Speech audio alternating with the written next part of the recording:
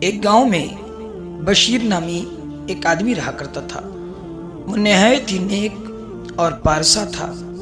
یہی وجہ تھی کہ حضرت خضر علیہ السلام سے اکثر اس کی ملاقات ہو جایا کرتی تھی۔ اسی گاؤں میں ایک اور نوجوان بھی رہتا تھا، وہ بھی بہت متقی اور پرہیزگار تھا۔ وہ نوجوان بشیر کا ساتھی تھا۔ ایک دن بشیر نے اس سے کہا کہ کیا آپ حضرت خضر علیہ السلام سے ملنا چاہتے ہیں؟ اس نوجوان نے جواب دیا، کیوں نہیں، میں تو بڑے عرصے سے ان کی ملاقات کا شوق رکھتا ہوں۔ بشیر نے کہا، ٹھیک ہے، آئیں میرے ساتھ۔ دونوں وہاں سے چل پڑے۔ وہ مختلف شہروں سے گزرتے ہوئے ایک ریگستان میں جا پہنچے۔ کافی دور تک چلنے کے بعد انہوں نے ایک گنبد نما عمارت دیکھی۔ اس عمارت میں ایک بزرگ تشریف فرما تھے جنہوں نے سبز رنگ کا لباس پہنا ہوا تھا۔ بشیر اور اس کا ساتھی ان کے پاس گئے اور سلام کیا اور ایک طرف بیٹھ گئے۔ تھوڑی دیر بعد اس بزرگ نے پوچھا، اے بشیر، یہ نوجوان کون ہے؟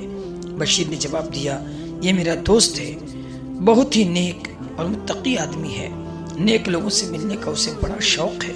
حضرت خضر علیہ السلام نے اس نوجوان سے مخاطب ہوتے ہوئے پوچھا، اے نوجوان، کیا کبھی لشکریوں کے ساتھ بھی رہے ہو؟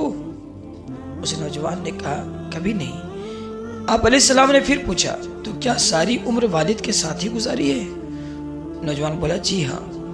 آپ نے پوچھا، کیا تیرے والد نے ترکے میں تیرے لیے کچھ چھوڑا بھی تھا؟ نوجوان بولا، جی ہاں، اس کا یہ کہنا تھا کہ سب کچھ غائب ہو گیا۔ حضرت خضر علیہ السلام بھی وہاں نہیں رہے اور نہ ہی وہ گنبد نما عمارت اسے کہیں نظر آئی۔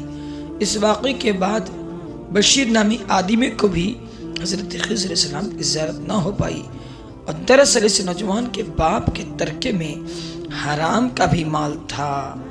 اس حرام کے مال کی نحوست کی وجہ سے حضرت خضر علیہ السلام وہاں سے غائب ہو گئے، عمارت بھی غائب ہو گئی، اور اس عظیم نعمت سے یہ دونوں ہمیشہ کے لیے محروم ہو گئے۔